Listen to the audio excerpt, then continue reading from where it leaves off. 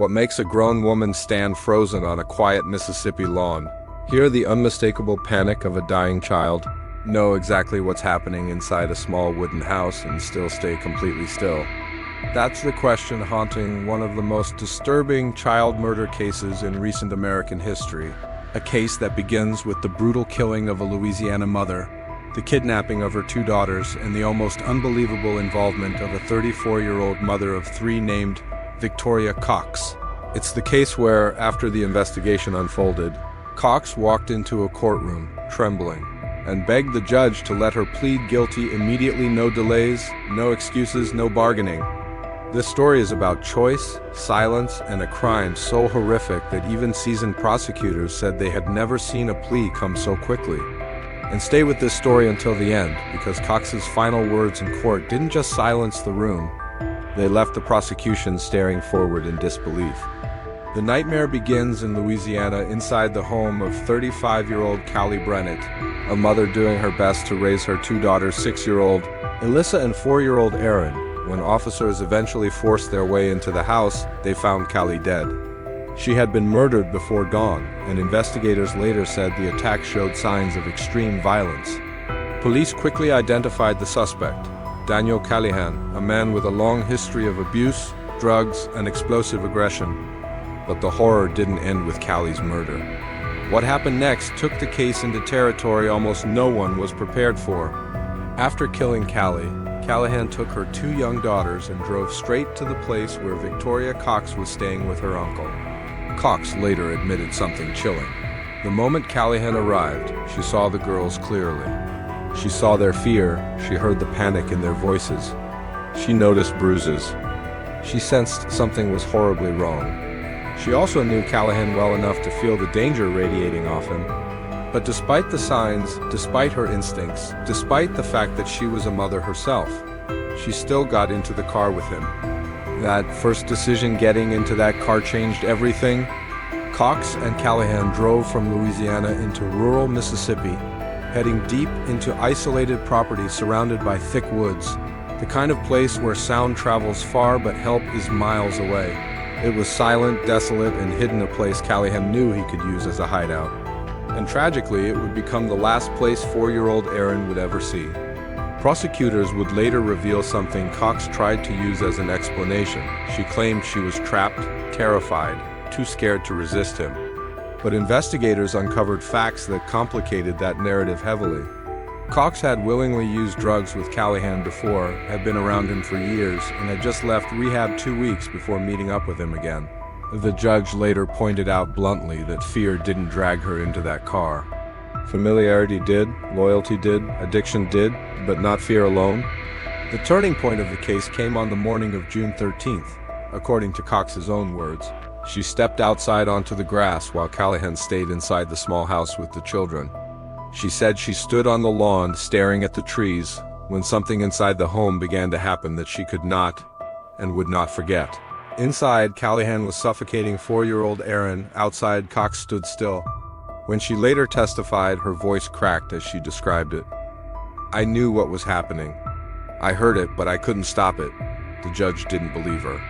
Not even for a moment. He wanted to understand what kind of mother could listen to a child being murdered, actually hear the struggle, and refuse to act. He pressed her, asking whether she thought about her own children during that moment. Cox nodded through tears and whispered, "Yes, sir." The judge stared at her for a long moment before asking, "And that didn't cause you to stop?" Cox's voice dropped so low that the microphone barely captured it. "I tried, but I couldn't." But prosecutors weren't moved.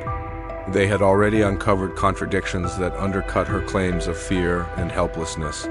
She said she only used drugs under Callihan's coercion, but she later admitted she had used drugs with him willingly for years. She said she was too terrified to act, yet she remained with him voluntarily again and again, even after rehab. And the most damning detail wasn't what she didn't do, it was what she actively did.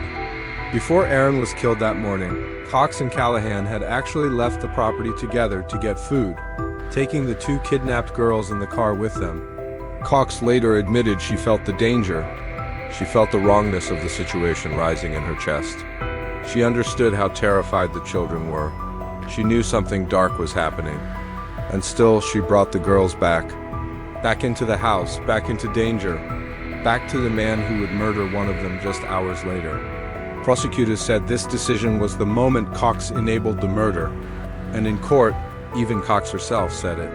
When I brought the girls back to Daniel, that enabled him to do what he did.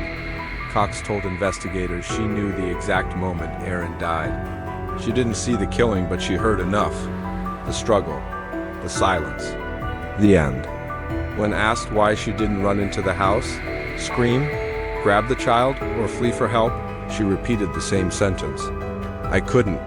The prosecutor stared at her and responded coldly, but you could bring the girls back to him. Cox had no answer.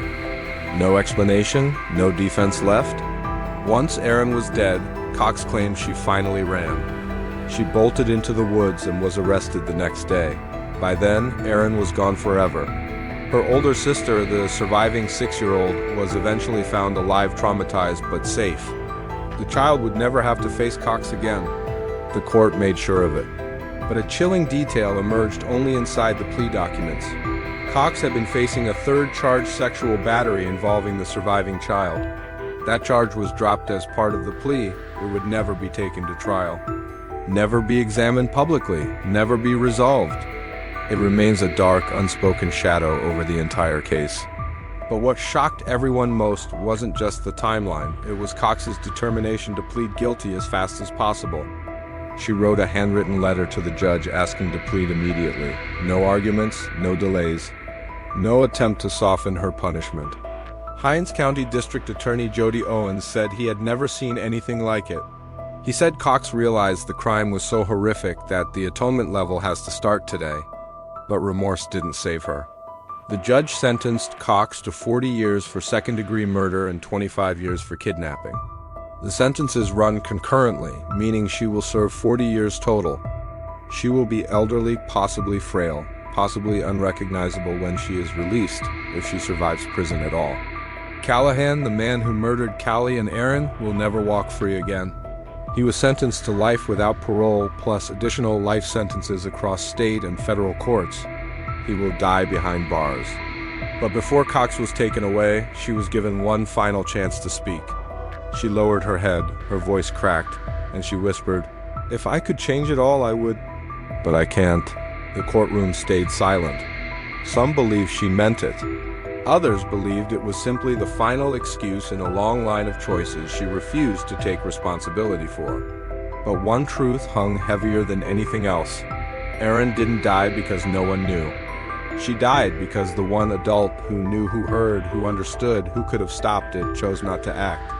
Some crimes are violent, some are brutal, but this one was defined by silence, the kind of silence that lasts just long enough for a 4-year-old to take her final breath.